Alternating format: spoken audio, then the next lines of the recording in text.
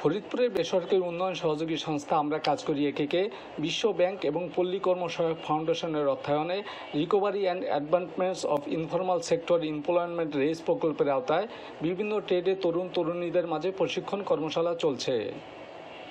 প্রশিক্ষণের মাধ্যমে অনানুষ্ঠানিক খাতের ছোট উদ্যোগসমূহকে স্বল্প উৎপাদনশীল ও প্রযুক্তির ফাঁদ ও স্বল্প মজুরির চক্র হতে বের করে অধিকতর উৎপাদনশীল ও প্রযুক্তি নির্ভর উদ্যোগে রূপান্তরিত করা এবং বেকার তরুণদের কারিগরি ও পেশাগত দক্ষতা বৃদ্ধির মাধ্যমে মজুরিভিত্তিক কর্মসংস্থান সৃষ্টি এবং উদ্যোক্তা তৈরিতে সহায়তা প্রদান করা হচ্ছে।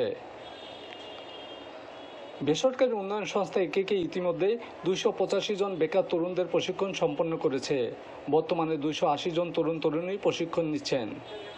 শিক্ষানবিশী কার্যক্রমের অংশ হিসাবে ফ্যাশন, গার্মেন্টস ও বিউটি কেয়ার অ্যান্ড বিউটিফিকেশনের 2টি ট্রেডে 38 জন 6 মাস প্রশিক্ষণ গ্রহণ করেন।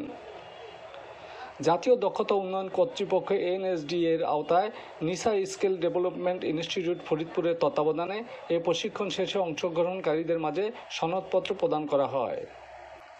সনদ প্রদান অনুষ্ঠানে উপস্থিত ছিলেন NSD এর প্রশিক্ষকবৃন্দ, নিসার প্রতিনিধি মোহাম্মদ জাহাঙ্গীর হুসাইন কাজল, একে রেস প্রকল্পের সমন্বয়কারী রঞ্জিত কুমার শীল।